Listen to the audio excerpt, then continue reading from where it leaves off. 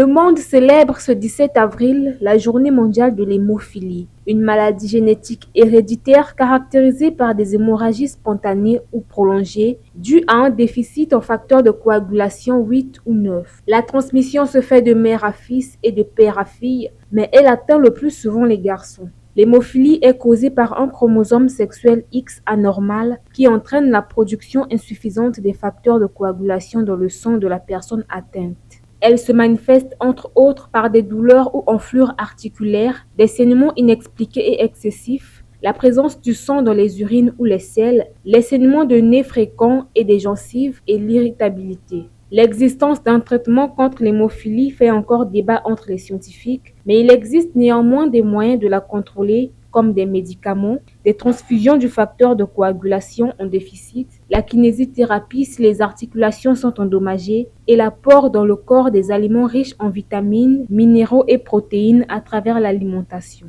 Cette journée vise à sensibiliser le grand public sur cette pathologie peu connue et attirer l'attention des sujets clés, donc qui manifestent les symptômes cités supra, afin de se faire diagnostiquer. À noter qu'il existe deux types d'hémophilie, le type A dont le facteur de coagulation en déficit est le 8 et le type B de facteur de coagulation en déficit 9. Le thème de célébration de la Journée mondiale de l'hémophilie de cette année est accès équitable pour tous pour les troubles de la coagulation.